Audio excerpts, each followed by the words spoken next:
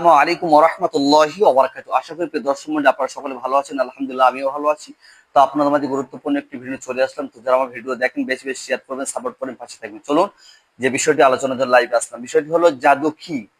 জাদু কি আসলে সত্য? হ্যাঁ, জাদু আসলে সত্য। প্রশ্ন, মানুষ জাদু কখন করে?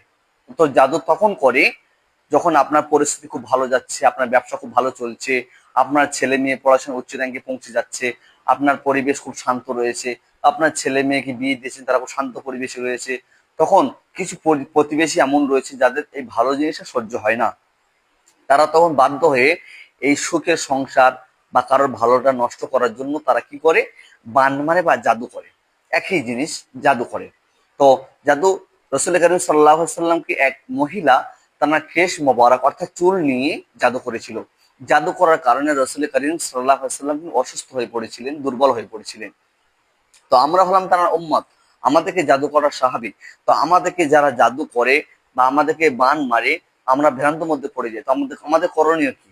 আমাদের করণীয় হলো, কেউ যদি আমাদেরকে জাদু করার চেষ্টা করে বা বান মারে, আমাদের করণীয় হলো প্রতিদিন দৈনিক 5 ওয়াক্ত নামাজ পাবন্দি সহকারে আদায় করতে হবে।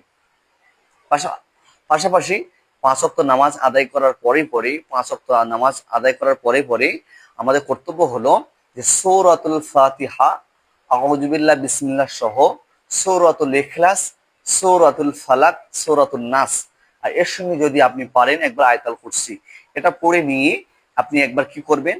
সারা গায়ে হাতে ফুঁক দিয়ে নিয়ে একবার হাতে ফুঁক দিয়ে নিয়ে সারা গায়ে একদম বুলিয়ে দিবেন। দিয়ে সারা গায়ে একদম বুলিয়ে দিবে। দেওয়ার পরে আপনি আরেকবার ঘাড়ের দিকে সব বুলিয়ে নেবেন। নিয়ে আপনি দেখবেন আপনার শরীরটাকে আল্লাহ পাক চাইলে এ বাবার সাথে আপনাকে হেফাজত করবে। জাদুটনা থেকে আল্লাহ আপনাকে হেফাজত করবে। জাদু থেকে আপনাকে হেফাজত করবে। কুমন থেকে আল্লাহ আপনাকে হেফাজত করবে। তাহলে করণীয় আমাদের হলো, জাদুর হাত থেকে বাঁচার জন্য আমাদের একটা কর্তব্য হলো যে সূরাতুল ফাতিহা, আউযু বিল্লাহ বিসমিল্লাহ সহ সূরা ইখলাস, সূরা ফালাক, সূরা নাস, এর সঙ্গে যদি একবার আয়াতুল কুরসি পড়ে রীতিমতো যদি 5 ওয়াক্ত নামাজ পড়ে যদি এই আমল চালিয়ে যান, তাহলে কোনো জাদুকরের জাদু আপনাকে ক্ষতি করতে পারবে না। কোনো বান মারা আপনাকে ক্ষতি করতে পারবে না। কোনো কুমন্ত্রণা আপনাকে ক্ষতি করতে পারবে না। কারণ আপনার পর্যন্ত সে পৌঁছাতে পারবে না। ক্ষতি তো করার দূরের কথা, সে জাদু আপনার পর্যন্ত পৌঁছাতেই পারবে না। সুতরাং আমাদের কর্তব্য হলো, জাদুর হাত থেকে বাঁচতে গেলে আমাদের রীতিমতো 5 ওয়াক্ত নামাজের পাশাপাশি আমাদেরকে আমলটা চালিয়ে যেতে হবে। আল্লাহ পাক রব্বুল আলামিন আমাকে আপনাদের সকলকে এই আমল রীতিমতো করার তৌফিক দান করে, আমিন।